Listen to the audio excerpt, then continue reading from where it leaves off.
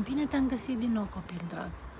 Astăzi o să-ți citesc din cartea cu cele mai frumoase basme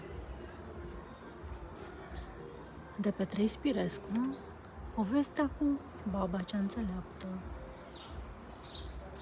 Și povestea zice așa: a fost odată ca niciodată, că de n-ar fi, nu s-ar povesti. A fost odată un împărat. El avea o împărăteasă tânără și frumoasă, frumoasă ca un boboc de trandafir. Într-una din zile îi sosește un sol pentru trebile împărătești, chiar fiul unui alt împărat arab. Acesta, văzând pe împărăteasa cea frumoasă, se aprinse de dragoste pentru dânsa. El îi puse gând rău. Ca să poată izbuti în dorințele sale, el se întoarse după câteva zile și se băgă fecior. Și azi una, mâine alta, a făcut ce făcu și cât pe ci să dea pe împărăteasa în cap, cu toate că ea se ținea cât putea. Între acestea, o babă cercetoare începuse a cam mirosi ceva și își puse în gând cum să facă să scape pe împărăteasă de a nu da de rușine. Într-o zi, se puse la poarta împărătesei și sta acolo. Din când în când se tot ducea și se uita la pasările din curte și iară se întorcea la poartă. Văzând-o împărăteasa și crezând că cere de milă, îi trimise ceva bani cu o servitoare. Ea nu voie să primească și zise să spune împărătesei că a venit pentru altceva, iar nu ca să ceară de pomană.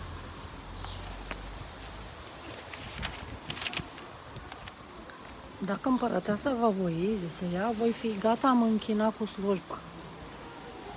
Îndată se întoarse servitoarea și aduse răspuns că împărăteasa o poftește sus. Cum intră, se închină și spuse: să trăiești mulți ani, frumoasă împărăteasă. Am auzit că pasările din bătătura curții măriei tale nu vorbesc și m-am minunat. Am venit eu însă să mă încredințez despre aceasta și am văzut că așa este. Dacă vei pofti, eu mă însărcinez să fac a vorbi toate pasările câte le ai. Ale mele toate vorbesc. Auzind împărăteasa că pasările ei nu vorbesc, dar ale acelei femei sărace vorbesc, n-a voit să se lase mai jos și zise: babo, dacă tu zici că pasările tale vorbesc, ceea ce n-am mai auzit, și dacă te legi a învățat și pe ale mele să vorbească, ce cer de la mine pentru această faptă minunată? Eu nu cer nimic, răspunse baba. Ce te vei îndura, măria ta? Aceea să-mi dai. Și după ce te vei încredința de adevăr. Bine, zise împărătească. Dacă vei face precum zici, te voi răsplăti împărătește, iar dacă nu, teme-te de urgia împărătească. Se învoiră și baba plecă. A doua zi, toate pasările din curtea împărătesei erau în curtea babei, să le învețe să vorbească. Nu după multă vreme, împărăteasa, plină de nerăbdare, voi să afle ce s-a făcut cu pasările ei și trimise de chemă pe babă. Ei, babo, ce fac pasările? Au început să vorbească? Să trăiești, prea frumoasă împărăteasă. Ele abia au început să gângurească. Nădăjduiesc că peste puține zile să și vorbească. Împărăteasa a crezut și o lăsă să se ducă după ce îi mai zise să grijească bine de ele și să le facă a vorbi deslușit. După ce plecă baba, împărăteasa tot plănuia cum să facă împăratului plăcere când va vedea pasările vorbind. Nu trecură multe zile și baba se înfățișă cu fața speriată. Ce este, babo? Ce ești așa de plină de spaimă? Ai pățit ceva? Nu, prea frumoasă împărăteasă. Nu am pățit nimica, dar ceea ce am auzit de la pasări mi-a băgat groaza până în măduva oaselor. Ce este? Ce ai auzit? Spune mai curând. Nu cumva pasările au început să vorbească? Da, au început și vorbele lor, dar nu mi-e teamă că să facă a cădea multe capete. Păreții de aici au urechi? Spune mai curând, că nu ne aude nimeni. Prea frumoasă împărăteasă, zise baba.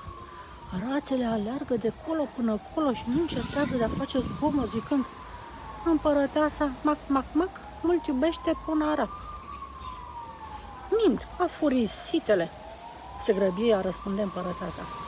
Dacă el mă iubește, ce stric eu? Și curcanii, mărită împărăteasă, mai zise baba, se umflă în pene și rățoindu-se strigă: Cheau, cheau, cheau, știu și eu, știu și eu.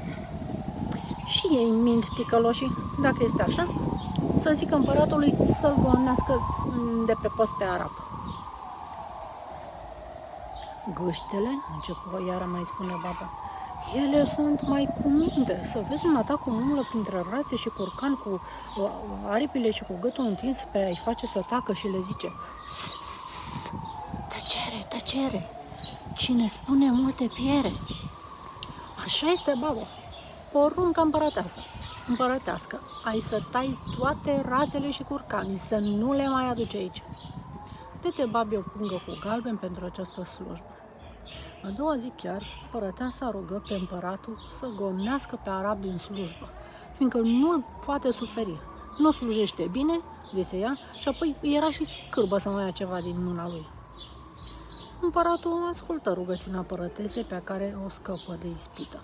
Iar împărăteasa a poruncit ca puful de la gâște să nu se mai lepede, ci să fie întrebuințat la șternutul ei. Și încă le cai pe ușa și v-am spus povestea așa. Ți-a plăcut povestea cu baba cea înțeleaptă? Ai văzut ce înțeleaptă a fost baba, cum a reușit ea să o ferească pe împărăteasă de ispită? Bravo!